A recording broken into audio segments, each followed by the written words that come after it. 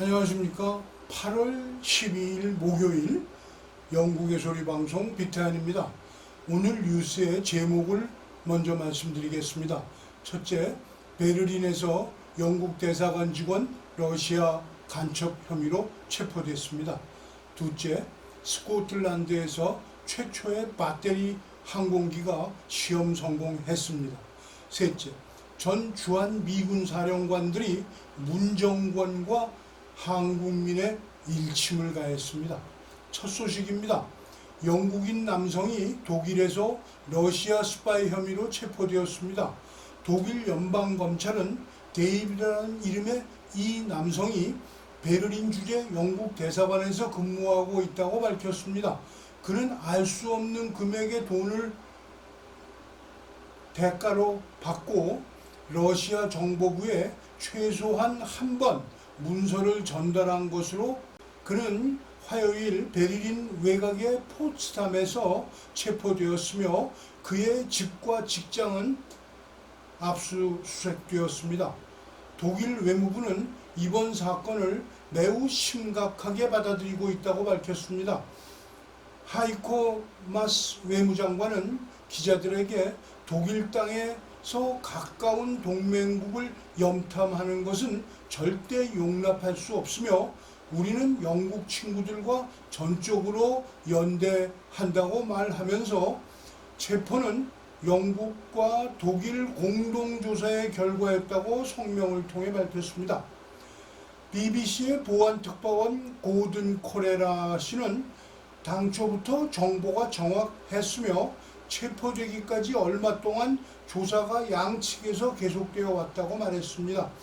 영국 경찰뿐만 아니라 MI5 및 기타 영국 기관은 의심되는 활동에 대해 가능한 한 많이 알아내기 위해서 독일 경찰과 공조를 늦추지 않았다고 말했습니다. 검찰은 그가 대사관에서 현지 직원으로 고용되었다고 말했고 전달된 문서가 테러와 관련이 있으며 이 남성은 외교적 면책을 갖고 있지는 않은 것으로 안다고 보도했습니다. 둘째 소식입니다. 스코틀랜드 최초의 전기동력 항공기가 오크니 섬의 새로운 테스트 센터에서 하늘로 날아올랐습니다. 엠페어의 6인승 세스나 스카이마스터의 트윈 엔진 중 하나가 전기 모터로 교체되었습니다. 회사는 더 친환경적인 기술로 섬과 섬 사이 등 단거리 비행의 길을 열 수 있다고 말하고 이 비행기는 1974년에 스코틀랜드에서 제작되었지만 캘리포니아에 있는 본사에 보내져 개조되었습니다. 하와이에서의 초기 시험 비행 후 오크니와 우어크 섬 사이를 가로질러 나르는 첫 비행을 하와이에서 초기 시험 비행 후 오크니와 우익 섬 사이를 가로질러 나르는 첫 비행을 위해 스코틀랜드로 다시 보내졌습니다. 이곳에서 전기 모터가 세스나 스카이마스터의 트윈 엔진 중 하나를 대체했습니다. 거대한 배터리 팩이 하부에 부착되어 있어서 항공기를 몇 시간 동안 계속 작동시킬 수 있습니다. 약 90분의 급속 충전으로 약 1시간의 비행이 가능하다고 합니다. 엠페어의 수잔 잉은 더 깨끗하고 효율적이며 경제적으로 비행할 수 있다. 단거리로 시작하지만 결국 기술이 향상됨에 따라 중장거리로 갈 수 있다. 이를 위해서는 배터리가 계속 작아져야 한다. 그들은 그렇게 만드는 것은 시간 문제라고 확신하고 있습니다. 셋째 소식입니다. 전 주한 미군 사령관들이 한미 연합훈련을 취소하라는 북한 김여정의 요구를 논평하면서 한국 정부가 취하고 있는 모호한 자세에 일침을 가하고 정치인들도 한국의 안정과 국민을 위한다면 미국과의 동맹을 강화하고 한반도를 공산화하려는 북한과 중공의 공격 능력을 방어할 수 있는 기량을 키워야 한다고 말했습니다. 미국의 소리 영상으로 보시겠습니다. 버웰벨 전 주한미군 사령관은 최근 김여정 노동당 부부장의 미한 연합훈련 취소를 압박하고 한국의 법여권 국회의원들이 훈련 연기를 요청한 데 대해 북한을 효과적으로 억제하고 필요하다면 격퇴하기 위한 동맹의 군사 준비 태세를 북한과의 잠재적이고 단기적인 관계 개선에 사용하는 정치적 도구로 취급해서는 안 된다고 지적했습니다.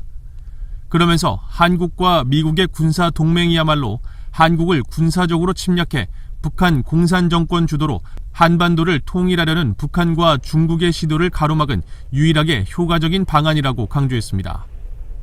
벨 전 사령관은 또 한국 법여권이 내세운 미한 연합훈련 연기론에 대해 한국전쟁 이후 강력한 미한 동맹이 없었다면 한국은 이미 오래전에 중국의 지원을 등에 업은 북한의 통치에 예속됐을 것이라면서 반박했습니다. 점점 두드러지는 중국의 호전적 행보를 고려할 때 미한 양국의 단합되고 강력한 동맹은 그 어느 때보다 중요하며 한국인의 평화와 자유, 경제적 기회를 위해서도 대단히 중요하다고 지적했습니다. 존 틸러리 전 주한미군 사령관은 김여정의 이딴 비난과 경고에 대해 누가 대변인으로 나서든 북한의 수사는 변함이 없다면서 한국인들의 안전을 지키는 것은 중요한 책임이며 훈련되고 준비된 병력이야말로 북한을 억제하는 수단 중 하나라고 말했습니다. 그러면서 북한이 관계 정상화와 한반도 평화 안보 구축을 원한다면 그런 뜻을 밝힐 수 있는 수단은 얼마든지 있는데도 그렇게 하는 대신 아무 상호 조치도 없이 한국이 많은 것을 양보하기만을 바라고 있다고 비판했습니다. 제임스 서먼 전 주한미군 사령관은 김여정의 훈련 중단 압박에 대해 솔직히 그들의 수사에 대해 우려하지 않는다면서 이미 이전에 들었던 것과 똑같다고 일축했습니다. 또 한국 법여권의 훈련 연기 주장에 대해서는 한국은 준비 태세를 유지하고 언제나 국경을 방어할 준비가 돼 있어야 한다며 한국 방어를 대신할 수 있는 것은 없다고 경고했습니다.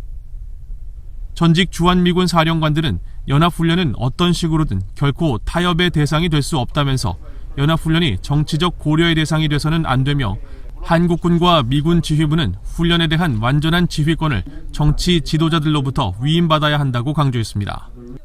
또 전임 트럼프 행정부의 대북 관여 실패와 신종 코로나 바이러스 확산으로 인한 동맹의 준비 태세 약화를 고려할 때 군사적 준비 태세 확립을 위해서는 훈련이 핵심적이라면서 지휘관들이 훈련의 종류와 실시 방식을 결정하도록 해야 한다고 제언했습니다. 문재인이 공산주의자라는 것은 이 사실을 공개적으로 주장한 고용주 변호사의 법원 판결에서도 무죄가 난 것으로서 한국에선 기정사실화된 일입니다. 세월호 사고가 단순 해상사고가 아닌 고의적으로 국가적 소요 사태를 야기하기 위해 일으킨 해상사고였다는 것도 전직 정교조 고위 직원의 고백에 의해서 알려진 지 오래되었습니다. 지난주에는 문 정권이 북한의 지령대로 여론을 조작하고 시책을 정한다는 사실이 간첩단이 체포되면서 밝혀졌습니다. 10월에는 청와대 위에 있는 민노총이 대규모 시위를 현 정권 옹호 차원에서 벌린다는 소위 친위 쿠데타설이 공공연히 시중에 나돌고 있습니다. 내일 모레 광복절에 정광훈 목사가 계획하고 있는 1인 시위 1000만 명 행진을 저지하기 위해 오세훈 시장과 청와대는 코로나 방역과 서울역에서 광화문을 경찰 차벽으로 막을 것으로 보이지, 아직도 7개월 이상 남은 대통령 선거를 위한 예비 후보자들이 벌이는 정치판 쇼는 이제 벌써 식상합니다. 정권은 바뀌어야만 합니다. 그러나 오세훈이 같은 가짜 우파의 표를 몰아주는 실수는 2번 다시 한다면 그건 바로 자신이 개돼지라는 걸 증명하게 되는 것입니다. 오늘 방송을 마치겠습니다. 시청해 주셔서 감사합니다.